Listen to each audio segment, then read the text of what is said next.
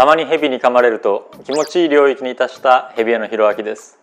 今日は驚くとボールのように丸々習性を持つボールパイソンという本来とってもおとなしいヘビの中でもダントツに飼いやすいヘビが荒ぶる場合どうしたらいいのかということをお話ししたいと思います。基本的にはもう全然荒くない、荒い方がなんかちょっと可愛いまであるんですけど、どういう時に荒ぶるかっていうと、緊張したり怖い時っていうのは普段より荒ぶる神々になることはあるとは思うんですね。例えば生まれた直後というか本当に卵から出たばっかりの時はちょっとぼーっとしてるんですけど、世界を認識し始めると「あっ」みたいな「あっ」みたいな荒ぶることがあります。あるいはうちで言うと海外から日本にやってきますっていう中で長旅をするわけじゃないですか。その時には温度もやっぱり違うし、飛行機に乗ってくるので気圧も違うし、空気も違うし、おそらく匂いも違うし、水も違うしってなってくる中で極限状態だみたいになってると、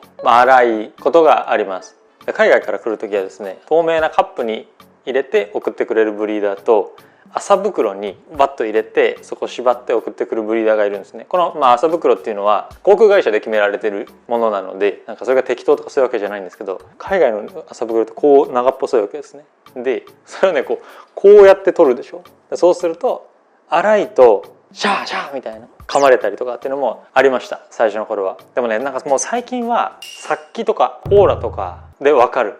この袋やばそうみたいな、それはこうめくっていってこうやってやって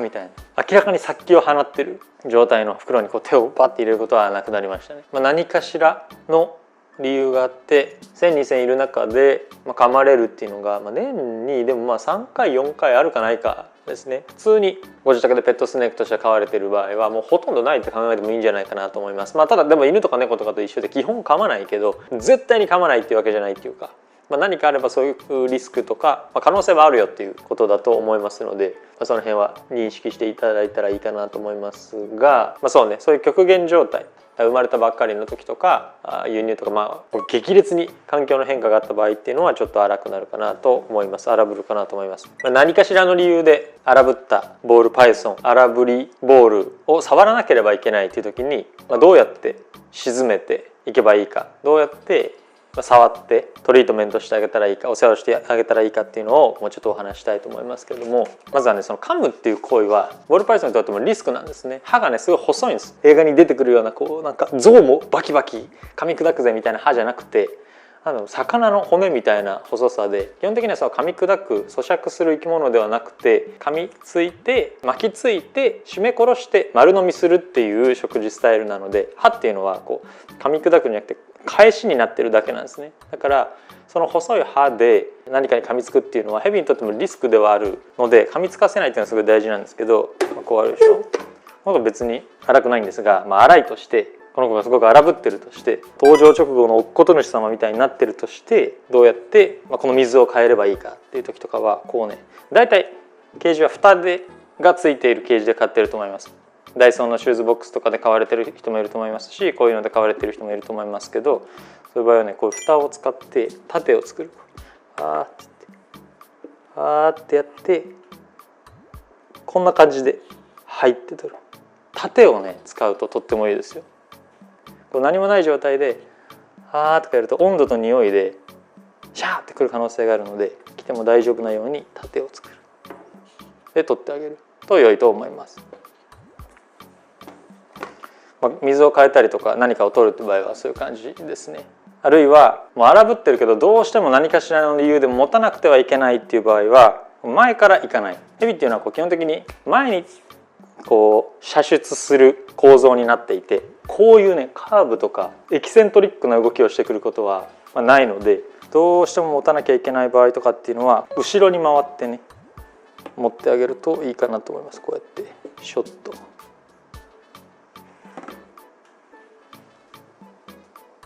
こうやっているでしょ、おヘビがね。で持たなきゃいけないっていう時に前から「ちょっとすいませんね」みたいな感じで持つんじゃなくて、後ろに回って水をすくうようにシュッとね持つといいと思います。馬とかって人間の感情分かるとかって言うでしょ。こう人間が怖がっていると馬も怖がるからビビってはダメなのよみたいなのをよく漫画で読んだりしますけども、なんかそういうとこあると思う。生き物なので、だからこっちがビビったりとかしてもたもたしてるとシャーってくることがあるので、もうね持つ時は持たなきゃいけない時、荒ぶってて本当は持たない方がいいんだけど持たなきゃいけない時っていうのはもうこうシュッといく、スムーズにね、なんかこうあーとかやってるとなんかもうやめろみたいになるので、シュッといくのがねいいと思います。そうね、結構荒ぶってても持つと収まることが、僕の場合というか、多いような気がしますね。撮影とかしてて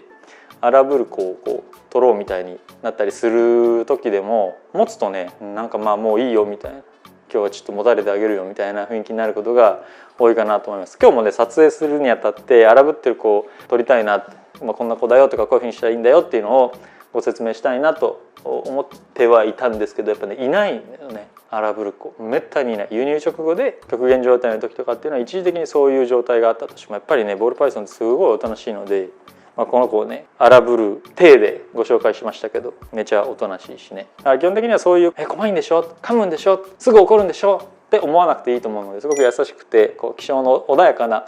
ヘビなので、もしこれから飼ってみたいと思われる方とかがいたら基本的には荒ぶらないよっていうことを安心していただけたらと思いますけど、どうしても荒ぶる状態ゾーンに入ってしまった時っていうのは、さっきみたいに盾を使ったりとか後ろからスッと持ってあげるとか、こうビクビクせずにパッといくみたいなのをしてあげると良いんじゃないかなと思います。でも大体はもう何度も言いますけども、しつこく言いますけれども、もうやめてって思うかもしれないぐらい何度も言ってるかもしれないですけども、おとなしい、落ち着きます。荒ぶってる状態がずっと一生続いてるっていうボールを僕に関しては見たことないですね。今日は驚くとボールのより丸々習性を持つボールパイソンというヘビが万が一億が一荒ぶっている時にはどうやってお世話をしたらいいの、向き合っていったらいいのというお話をしました。当店の販売しているヘビ覗いてみたい方は概要欄にあるホームページからご覧ください。飼育やご購入についてご質問がある方は公式 LINE からお問い合わせをお待ちしています。国産の自家繁殖ラットの定期発送サービスも行っております。概要欄にあるラット専用公式 LINE からお申し込みください。ただいま期間限定で毎月12名の方に送料だけで10匹のお試しサービスを行っております。ご希望の方はラット公式 LINE からお試しラット希望とメッセージをください。